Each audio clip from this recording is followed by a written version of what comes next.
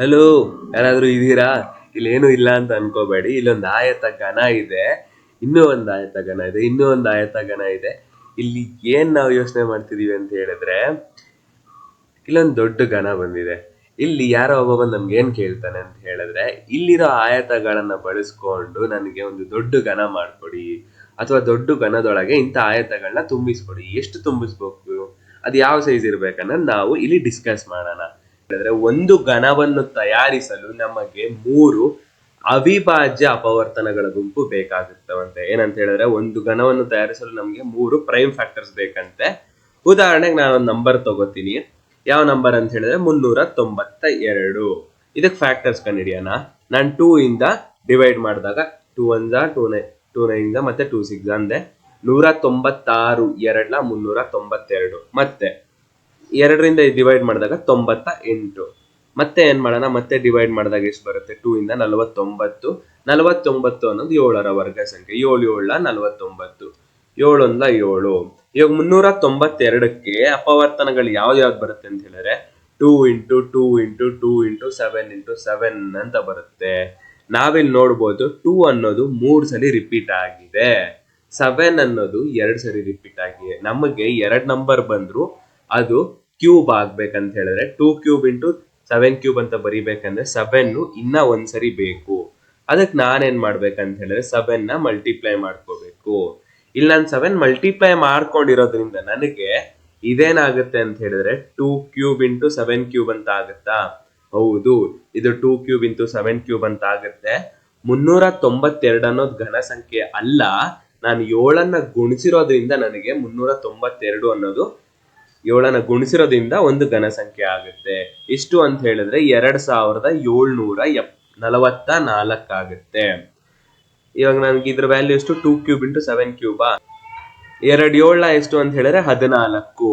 2744ರ ಒಂದು ಘನಮೂಲ ಸಂಖ್ಯೆ ಏನು ಅಂತ ಹೇಳಿದ್ರೆ 14 ಆಗುತ್ತೆ. ನೆಕ್ಸ್ಟ್ ಉತ್ತರ, ಘನಾಕೃತಿಯ ಗುಣಕವಾಗಿರುವ ಚಿಕ್ಕ ಘನವನ್ನು ನಾವು ಕಂಡುಹಿಡಿಬೇಕಂತೆ. ಈ ಉದಾಹರಣೆ ಹಿಂದೆ ಹೋಯ್ತಲ್ಲ, ಅಲ್ಲಿ ಒಂದು ಸಂಖ್ಯೆನ ಘನ ಸಂಖ್ಯೆ ಮಾಡ್ಬೇಕಂದ್ರೆ ನಾವು ಒಂದು ಚಿಕ್ಕ ಸಂಖ್ಯೆನ ಗುಣಿಸ್ಕೊಂಡಿದೀವಿ. 392ನ್ನ ನಾವು ಘನ ಸಂಖ್ಯೆ ಮಾಡ್ಬೇಕು ಅಂದಾಗ ನಾನು 7ನ್ನ ಗುಣಿಸ್ಕೊಂಡಿದೀನಿ. ಅದೇ ರೀತಿ ಒಂದು ದೊಡ್ಡ ಘನಾಕೃತಿ ಮಾಡಬೇಕು ಅಂದಾಗ ಅದಕ್ಕೆ ಗುಣಕವಾಗಿರುವ ಒಂದು ಚಿಕ್ಕ ಘನವನ್ನು ನಾವು ಕಂಡು ಹಿಡಿಯಬೇಕು. ನಮ್ಮ ಹತ್ರ ಇರೋದು ಆಯತಗಳು, ನಾವು ಅದನ್ನ ಘನ ಮಾಡ್ಬೇಕಂದ್ರೆ ನಾವು ಒಂದು ಚಿಕ್ಕ ಘನವನ್ನ ಕಂಡುಹಿಡಿಬೇಕು. ಇಲ್ಲೊಂದು ಪ್ರಶ್ನೆ, ನೀವು ಮಾಡಿದ ಘನಾಕೃತಿಯು 15 ಸೆಂಟಿಮೀಟರ್ ಉದ್ದ, 10 ಸೆಂಟಿಮೀಟರ್ ಅಗಲ ಹಾಗೂ 5 ಸೆಂಟಿಮೀಟರ್ ಎತ್ತರ ಆಯಾಮಗಳನ್ನು ಹೊಂದಿದ್ದರೆ ಒಂದು ಪೂರ್ಣ ಘನವನ್ನಾಗಿಸಲು ಇಂತಹ ಎಷ್ಟು ಆಯತ ಘನಗಳು ಬೇಕಾಗುತ್ತದೆ ಅಂತ ಇಲ್ಲೊಂದು ಪ್ರಶ್ನೆ ಇದೆ. ಇಲ್ಲೇನ್ ಕೊಟ್ಟಿದ್ದಾರೆ ಅಂತ ಹೇಳಿದ್ರೆ, ಘನದ ಘನಫಲ ಎಷ್ಟು? 15 centimetre into 10 centimetre into 5 centimetre. ಇದನ್ನ 3ನ್ನು ಗುಣಿಸಿದಾಗ ನಮಗೆ 750 ಸೆಂಟಿಮೀಟರ್ ಕ್ಯೂಬ್ ಅಂತ ಬರುತ್ತೆ. ಈ 750 ಸೆಂಟಿಮೀಟರ್ ಕ್ಯೂಬ್ ಯಾವ್ದ್ರದ್ದು ಅಂತ ಹೇಳಿದ್ರೆ ನಾವು ಮಾಡಿರುವ ಈ ಘನಾಕೃತಿಯ ಒಂದು ಘನಫಲ ಅಥವಾ ಗಾತ್ರ. ನಾವು ಒಂದು ಪೂರ್ಣ ಘನವನ್ನಾಗಿಸಲು ಇಂತಹ ಎಷ್ಟು ಆಯತಗಳು ಬೇಕಾಗುತ್ತೆ ಅಂತ ನಾವು ಕಂಡುಹಿಡಿಬೇಕು. 750 ಸೆಂಟಿಮೀಟರ್ ಕ್ಯೂಬ್ ನ ಅಪವರ್ತನಗಳ ತರ ಬರೆಯೋಣ. ಇಲ್ಲಿ 15, 10 ಮತ್ತೆ 5 ಅಂತ ಕೊಟ್ಟಿದಾರಲ್ವಾ. 15ನ್ನ ಅಪವರ್ತನಗಳ ರೀತಿ ಹೇಗ್ ಬರಿತೀವಿ ಅಂತ ಹೇಳಿದಾಗ 5 3 15 ಅಂತ ಬರಿಬಹುದು. ಅದೇ ರೀತಿ 5 2 10, 5 3 15, 5 2 10 ಮತ್ತೆ 5 1 5. ನಮ್ಗೇನ್ ಸಿಕ್ಕಿದೆ? 5 ಅನ್ನೋದು 1 2 3 ಸಲ ಸಿಕ್ಕಿದೆ. 3 ಅನ್ನೋದು ಬರೀ ಒಂದೇ ಸರಿ ಇದೆ, 2 ಅನ್ನೋದು ಒಂದೇ ಸರಿ ಇದೆ. ನಾವ್ ಈ ಹಿಂದೆ ಉದಾಹರಣೆ ನೋಡಿದ್ವಿ, ನಮಗೆ ಪ್ರತಿಯೊಂದು ನಂಬರು 3 ಸಲ ರಿಪೀಟ್ ಆಗಿರ್ಬೇಕು. ಇಲ್ಲಿ 5 ಅನ್ನೋದು 3 ಸಲ ರಿಪೀಟ್ ಆಗಿದೆ, 3 ಅನ್ನೋದು ಒಂದೇ ಸಲ ರಿಪೀಟ್ ಆಗಿದೆ, ಅದೇ ರೀತಿ 2 ಅನ್ನೋದು ಒಂದೇ ಸರಿ ರಿಪೀಟ್ ಆಗಿದೆ. ನಾನೀಗ ಏನ್ ಮಾಡ್ತೀನಿ ಅಂತ ಹೇಳಿದ್ರೆ 3 ಇಂಟು 3 ಮತ್ತೆ 2 ಇಂಟು 2ನ್ನ ಮಲ್ಟಿಪ್ಲೈ ಮಾಡ್ಕೋತೀನಿ.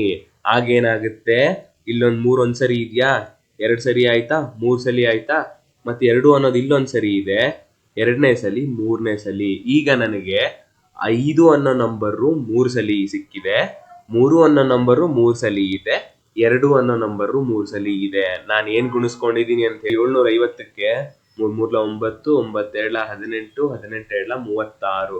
ನಾನು 750 ಸೆಂಟಿಮೀಟರ್ ಕ್ಯೂಬ್ ಅಂದ್ರೆ ನಮ್ಮ ಹತ್ರ ಇರುವ ಘನದ ಘನಫಲ, ಇದಕ್ಕೆ ನಾನು 36ನ್ನ ಗುಣಿಸ್ಕೊಂಡಿದೀನಿ. ನನ್ಗೆ ಎಷ್ಟು ಬರುತ್ತಾಗ 27,000 ಬರುತ್ತೆ. ಇಲ್ಲಿ 750 ಸೆಂಟಿಮೀಟರ್ ಕ್ಯೂಬ್ ಅನ್ನೋದು ಒಂದು ಆಯತ ಘನದ ಘನಫಲ. ಅದನ್ನ ನಾವು 36ರಿಂದ ಗುಣಿಸ್ತಿದೀವಿ ಅಂದ್ರೆ ನಾವು ಅಂತದ್ದು 36 ಘನ ತಗೋತಿದೀವಿ ಅಂತ ಅರ್ಥ. ಇಲ್ಲಿ 750ಕ್ಕೆ 36 ಗುಣಿಸಿದಾಗ 27,000 ಸೆಂಟಿಮೀಟರ್ ಕ್ಯೂಬ್ ಅನ್ನೋದು ಬರುತ್ತೆ.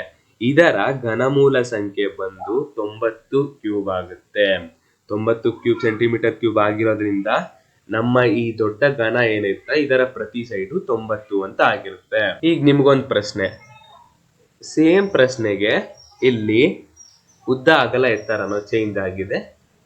ನೀವು ಒಂದು ಪೂರ್ಣ ಘನವನ್ನಾಗಿಸಲು ಎಷ್ಟು ಆಯತ ಘನಗಳು ಬೇಕಾಗುತ್ತವೆ ಅನ್ನೋದು ಕಂಡುಹಿಡಿಯಿರಿ.